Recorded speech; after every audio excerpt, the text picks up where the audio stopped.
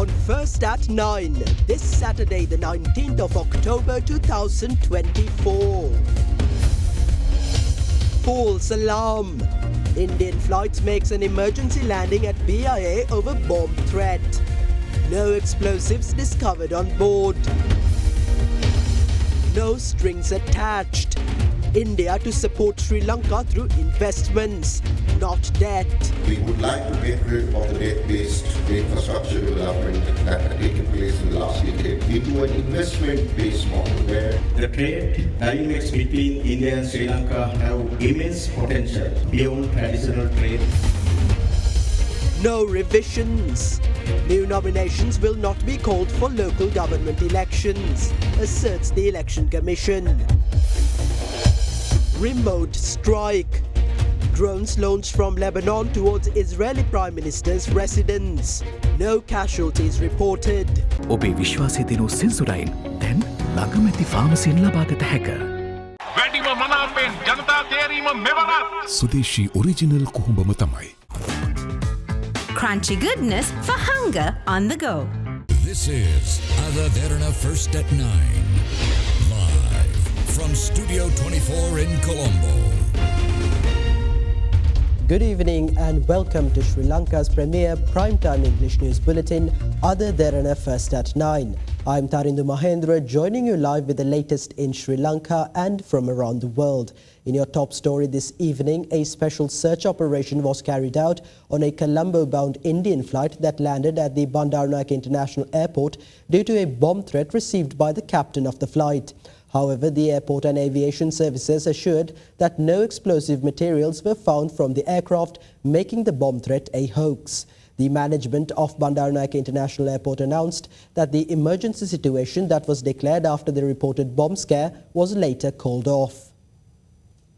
This afternoon, the captain of a flight belonging to Indian airline Vistara, which was bound from Mumbai to Colombo, received a non-specific call on a bomb threat. According to Airport and Aviation Services, the captain had received this call 10 minutes prior to landing at the Bandaranaike International Airport. Following the receipt of the message by the airport authorities, an emergency was declared at the airport and the bomb disposal squad, security forces and medical personnel, fire brigade and emergency rescue teams were held in standby for response. Upon landing at the airport at 2:51 p.m., 96 passengers and 8 crew members of the flight were swiftly evacuated and a special search operation was carried out in the aircraft. However, the Airport and Aviation Services assured that there is no bomb threat and no explosive materials were discovered from the aircraft. This emergency landing of an Indian flight due to a bomb threat is not an isolated incident.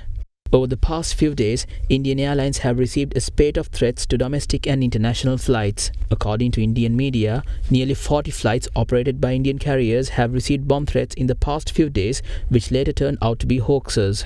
Yesterday, such a bomb threat forced a London-bound flight from Delhi belonging to Indian Airlines Vistara to be diverted to Frankfurt. A spokesperson for the airline said that the flight landed safely at the Frankfurt airport and mandatory checks were conducted.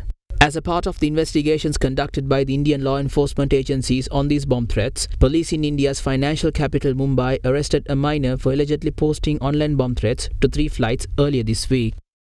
Action is being taken on these kind of issues so that they don't become precedent for future. So around more than 15 calls in just 48 hours. So do you smell any conspiracy against the Indian Airlines? No, we can't comment anything like a conspiracy, but whatever little bit we have known, it's coming from minors or some pranksters. Genuinely for some very little petty things, they are trying to do these kind of threats on the social media or through phone calls. So they are all very minor and isolated incidents. There is no kind of conspiracy that we can comment on. Horizon Campus 2024 Intake 2. Register now. පිරිපුන් ජීවිතයකට ඔබ සමගින් පෙරට Union Assurance. Welcome to Cinnamon Life, South Asia's biggest entertainment hub, where awe awaits. කාගෙත් ප්‍රියතම Maliban biscuit දැන් 30ක් සීනි අඩුවෙන්. රස දන්න කාටත් හරි ෂෝක්. Sadaharita Plantations Limited, celebrating 22 years of your trust. Indian High Commissioner to Sri Lanka, Santosh Jha, highlighted that his government is supporting Sri Lanka through an investment-driven model rather than loan disbursement in order to ensure that no stress is exerted on Sri Lanka's foreign reserves and taxpayers. He made these comments while addressing an event in Colombo. while highlighting that Sri Lanka attracted the highest number of tourists last year from India. Minister of Foreign Affairs Sajit Pradas said there is tremendous scope for more tourist arrivals from India considering its population of 1.4 billion. An event organised by the Sri Lanka India Society to commemorate the 78th Independence Day of India was held last evening in Colombo. The event was graced by Minister of Foreign Affairs Sajit Pradas as the chief guest and Indian High Commissioner to Sri Lanka Santosh Jha as the guest of honour. It is commendable to see President's vision and commitment to build a strong Sri Lanka. I would like to focus on the phrase that resonates deeply with all of us here, and most of us present here have repeatedly heard this phrase from President Disanayaka, Api Rata Hadamu, which means let's build our nation. The President and the government is sending strong message to emphasize unity, responsibility and national pride, which highlights the meaning behind Api Rata Hadamu. This simple yet profound phrase carries a sense of responsibility, unity and collective ambition. It is a reminder that the task of nation building does not lie with a select few, but with every one of us together. Both India and Sri Lanka can work closely for the benefit of the people and the entire region. I would like to highlight here the togetherness. The Sinhala word for this is Ekathu Vela, and adding this to the President's quote, I would say Api Ekathu Vela Rata Hadamu. We probably today cooperate on a whole range of issues. If I were to say that there is hardly any aspect of human endeavor that does not touch our relationship, whether it is in terms of working on energy, whether it is in terms of building connectivity, whether we are talking about digitization, bringing greater transparency in governance through digitization or by training and capacity building, whether it is in the field of defense and security, or it is purely trade, economic and investment partnership. So everything that you can imagine is already part of the relationship. And there are several layers to it. The first layer, I would say, are these large connectivity projects in infrastructure, which is about bringing energy resources, creating the conditions in Sri Lanka to be able to bring down the cost and make Sri Lanka a more attractive investment destination. And our approach in this regard has departed from the old model, which is that we would like to get rid of the debt-based infrastructure development that had taken place in the last decade into an investment-based model where there is no implications for the exchequer in Sri Lanka, there is no pain to the taxpayer in Sri Lanka, that we create models that are self-funded and without bringing any burden to the population in Sri Lanka. The trade dynamics between India and Sri Lanka have immense potential. Beyond traditional trade, we are also witnessing a growing interest in investment and technology exchange. Indian companies are increasingly investing in such key sectors as economies in the global south. Sri Lanka values the partnership with India in the economic front. I note that last year, Sri Lanka's highest tourism footfall was from India, amounting to approximately 3 lakhs. However, for a nation with a 1.4 billion population, there is tremendous scope to promote tourism with increasing air connectivity between our two countries.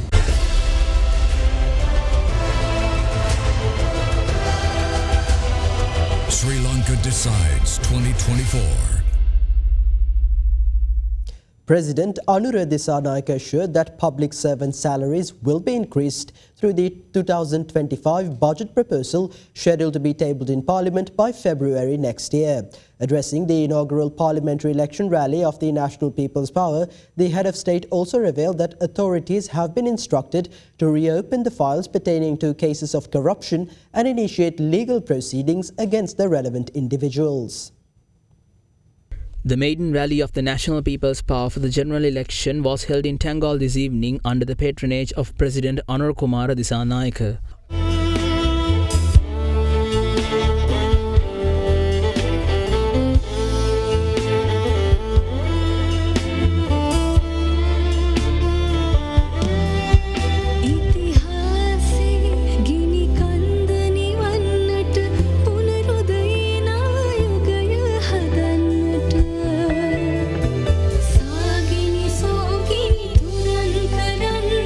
Lassana hita kat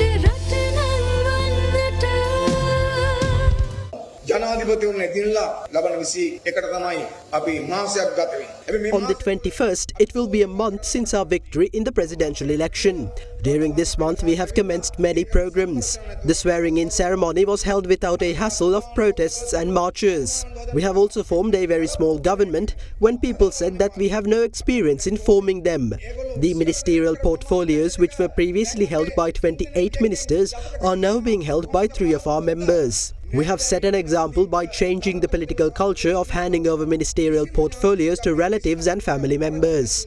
Hence, we know that the upcoming general election will not be a challenge for us. Right now, the defeated parties are helpless and some former MPs have withdrawn from contesting the election. They know that their loss is definite and certain. Now that there are no more obstacles, we ask everyone, even those who did not vote for us in the presidential election, to join the National People's Power in the upcoming general election and create a citizens' victory.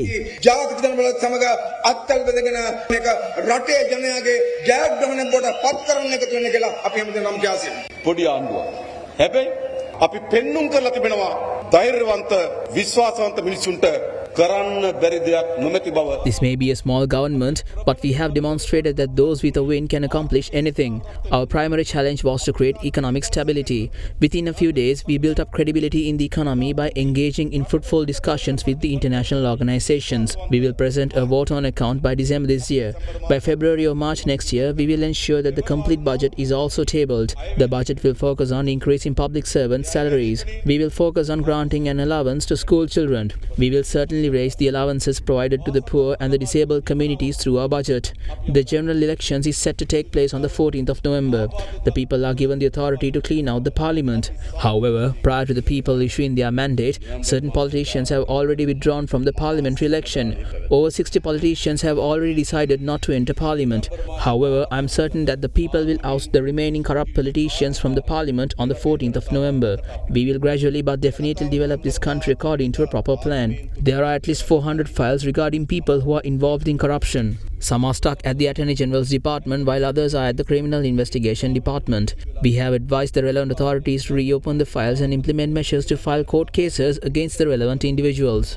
අපි අදාළ ආයතන වෙත උපදෙස් ලබා දී තිබෙනවා. සියල්ල යලි විවෘත කරන්න ක්‍රමානුකූලව නඩු පැවරීම සඳහා අවශ්‍ය පරීක්ෂණ දියත් කරනවා. Fast track your career from O levels with eSoft. කාගෙත් ප්‍රියතම මෙලිබන් බිස්කට් දැන් 30ක් සීනි අඩුවෙන් රස දන්න කාටත් හරිෂෝ දරුවන් ගැන ඒ තරම්ම හිතන නිසයි ලංකාවේ අම්මලා විශ්වාසයෙන් මෙලිබන් කිරිම දෙන්නේ. After O levels, start your Australian university degree in just 8 months with ACBT's Foundation Program. Enrollments close on 21st October. Call 071 115 1234 for Colombo or 077 011 3223 for Kandy. Leader and Gampaha District Parliamentary candidate of Sarva Jana Balaya, Dilith Jayveer, asserted that his alliance will form an opposition that will guide the government through difficult times. Addressing the inaugural parliamentary election rally of Sarva Jana Balaya, Jayveer requested that the public vote for his alliance to establish a powerful opposition in the country. Sarva Jana Balaya's campaign for the 2024 general election commenced in Anuradhapura today. Prior to the commencement of campaign activities, Sarva Jana Balaya leader Dilith Jayveer visited the Jai Shri Mahabodhi in Anuradhapura and received blessings.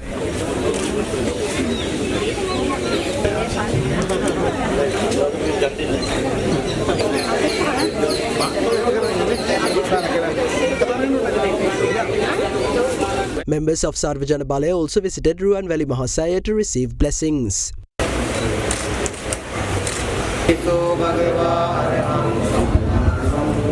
Subsequently, Sarva Jana Balaya's inaugural general election rally commenced in the Kadapanha area in Anuradhapura this evening.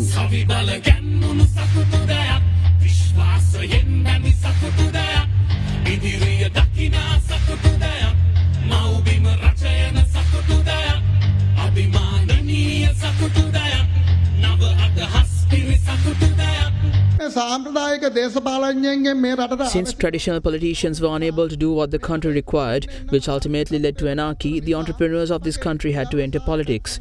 We are affluent individuals who can fulfill our necessities by ourselves. We have intervened in the country's politics to fulfill our duties and responsibilities to the people of this country. අපි උපකල්පනය කරොත් අර ජනතා විමුක්ති පෙරමුණට ඡන්දය දුන්නේ 143ම ඡන්දය දෙන්නේ ඒගොල්ලන්ටම කියලා. The 43% of votes the NPP received in the presidential election should not be interpreted as being exclusively for them. Even if that was the case, the remaining 57% who voted for other political parties have become voters without party affiliations. Voters are unable to support SJB because of their unintelligible politics. Not only that, Sajit Pradas failed in his role as leader of the opposition, allowing a third party to win the presidency. Therefore, he cannot assume the role of opposition leader again. Sarva Jana Balaya comes to your rescue against such a backdrop. We don't intend to hinder the incumbent government. Instead, we will guide them. President Anura Dissanayake said that they will raise the salaries of public servants every 6 months. As a powerful opposition, we will take measures to raise the salaries of state workers every 6 months. This country requires an opposition that guides the government through difficult times. Who will oppose the decision to punish those who led the country towards its downfall? As a courageous opposition, we will stand with the government until they punish the very last person who led the country towards bankruptcy. We want to bring back the dollar reserves that were stolen.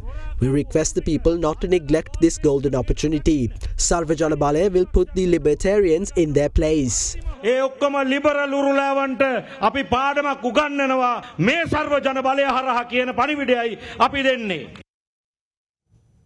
Meanwhile, Samagi Jana Sandhane leader Sajit Pradas says his party is the only party capable of bringing economic growth and industrial promotion to Sri Lanka.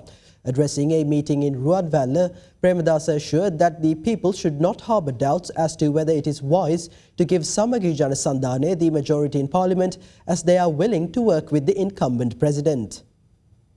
A meeting of Samagi Jana Balawege was held yesterday in the Ruadvalla electorate under the patronage of the party's leader Sajit Pradas.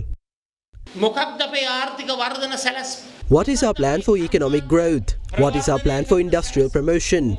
How can we make citizens wealthy? I will reiterate that only Samagi Jana Balawege possesses that program and philosophy. That plan will only be executed by Samagi Jana Balawege's team comprising talented and capable members. Now, some may question whether it is wise to give Samagi Jana Balawege the majority in parliament when there is a president from a different party. My argument is that it is a suitable move, as we have no issue with working with President Anura Dissanayake. We are engaged in a journey for the country's development, not one defined by selfish political goals.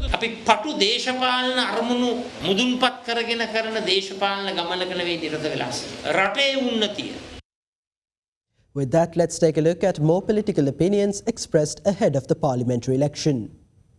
ජනාධිපතිවරණය විතරක් දිනලා මදි. අපි ඔබට ඉදිරිපත් කරපු ඒ පරිවර්තනය කරන්න නම් මේ රට හදන්න ආර්ථික පැත්තෙන්, දේශපාලනය පැත්තෙන්, සමාජය පැත්තෙන් ශක්තිමත් පාර්ලිමේන්තුවකුත් අපිට අවශ්‍යයි. අපිට තියෙන්නේ දැන් හොඳම කණ්ඩායම තෝරන්න. අපි බලමු ලබන අවුරුදු වෙසක් එක වෙනකන්. Let's wait until next March. We must allow the government time.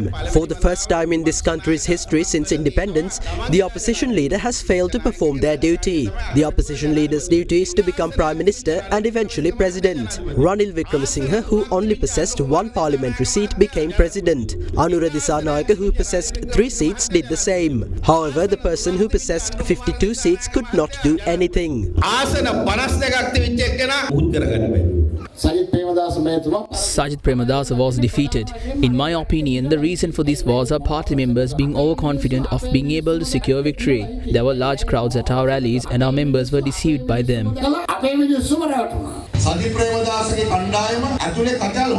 Sajit Pradas' group is facing internal crises.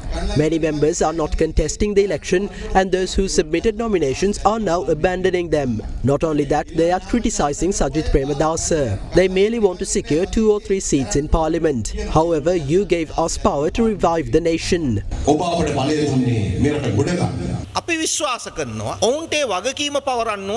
believe that the government must be given the responsibility capability of fulfilling the promises made in their election manifesto, which includes several positive initiatives. They must be given power in Parliament if they are to fulfill those promises. We have presented a strong team this election. We are requesting power to become the main opposition with a moral basis. If a political party or group is engaging in politics to become the opposition, that is not what the people of this country or the members of such parties expect. Sri Lanka Podujana Peramuna has renewed itself. SLPP has been granted the opportunity to move forward with new faces and a new plan. Young, educated, intelligent and capable leaders have welcomed that opportunity.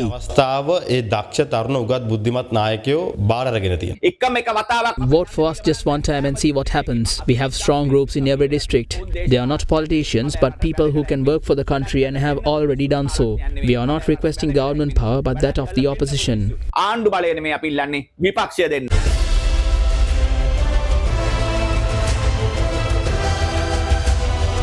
Sri Lanka Decides 2024. The Election Commission says new nominations will not be called for the local government elections. Commissioner General of Elections Saman Sriratnayaka said if any party is aggrieved by the Commission's decision, they are free to seek assistance from the courts. Preparations for the local government elections had progressed to a certain extent. We were at the stage of issuing postal ballots. Therefore, we will be able to hold the local government elections within the next 35 to 40 days. 10 million rupees had been allocated for the local government election. Out of those funds, we have only expended around 1 million rupees. Therefore, we require around 9 million rupees to complete the remaining tasks related to the election. We have held discussions with the Treasury regarding allocating the remaining funds. If a candidate has passed away, another candidate can take their place. Regarding other matters such as changing parties, we can only act within the bounds of the law. If any party is aggrieved by our decision, they can request an interpretation of the law from the courts.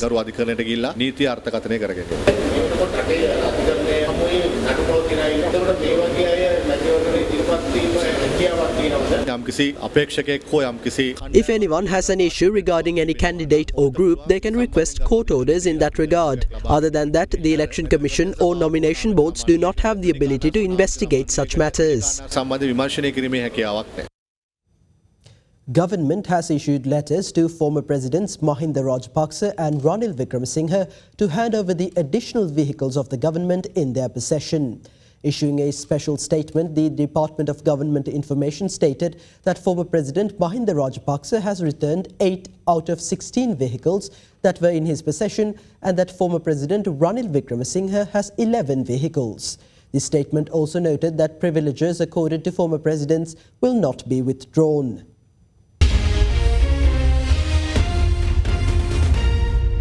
Welcome back. Now let's take a look at some local news across the island in brief. Sri Lanka customs officers arrested a Sri Lankan national arriving at the Bandaranaike International Airport last night from Kuala Lumpur while in possession of over 10 kilograms of crystal methamphetamine. The customs officers discovered approximately 10.197 kilograms of crystal methamphetamine hidden inside packets of tea with an estimated value of around 250 million rupees. According to customs officers, the suspect had attempted to exit the airport through the Green Channel without declaring his baggage to customs. The passenger was identified as a 35-year-old resident of Dembatagoda and handed over to the Police Narcotics Bureau for further investigation.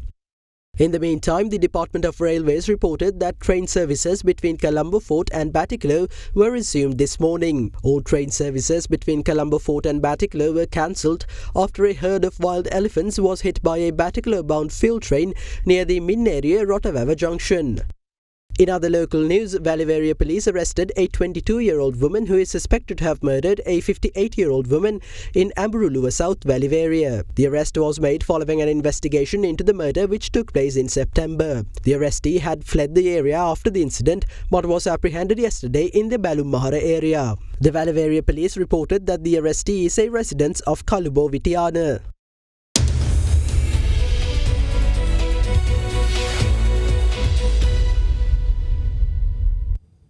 The European Union's ambassador to Sri Lanka, Carmen Moreno, met with Prime Minister Dr. Harini Amarasuri yesterday at the Prime Minister's office.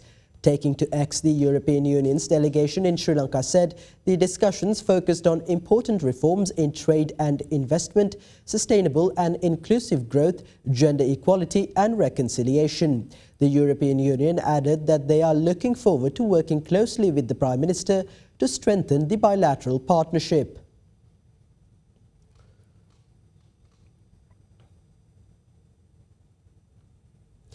Former senior partner and head of consulting at Ernst & Young in Sri Lanka and the Maldives and former chairman of the Sri Lanka Personal Data Protection Authority, Arjuna Herath, was appointed as the chairman of the Board of Investment of Sri Lanka.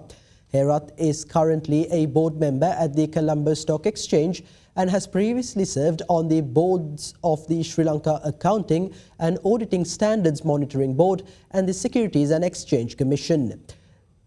His career also includes roles as Marketing Development Manager at Ceylon Tobacco Company and Director of Corporate Finance at the Merchant Bank of Sri Lanka.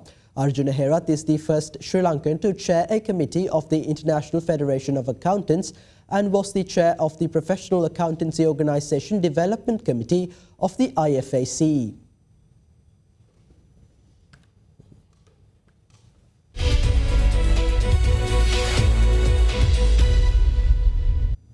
And now let's take a look at the corporate news segment for the day. Homeland's group of companies is set to conduct a property investment forum in Australia to create interest in residential investment options in Sri Lanka. This will be the first forum of its kind conducted by a Sri Lankan developer. The forum will showcase real estate investment concepts to the Australian community and Australian real estate investors without Sri Lankan origins. The forum, expected to be held in Melbourne on the 25th of October, is an invitees-only event expected to attract over 450 high-end investors. In the meantime, Central Depository Systems Private Limited and Sampath Bank PLC entered into a partnership to enhance the efficiency of dividend disbursement services for listed companies on the Colombo Stock Exchange. Through this initiative, CDS and Sampath Bank aim to strengthen the capital market infrastructure and enhance the experience for listed companies and investors. This collaboration is formalized through a service agreement under which Sampath Bank will provide its total dividend solution via the cash management suite under transaction banking, and CDS will utilize this solution for its clients. In other corporate news, the Commercial Bank of Ceylon announced the launch of host-to-host payment services for corporate clients as the latest addition to its CommBank Digital Enterprise Solutions. H2H is an automated and secure solution that integrates directly with a corporate client's enterprise resource planning system and is designed to facilitate the electronic transfer of data between banks and their corporate clients. The Commercial Bank said this technology eliminates the need for manual processes involved in payment transfers and reconciliations, making overall transaction management more efficient and reliable.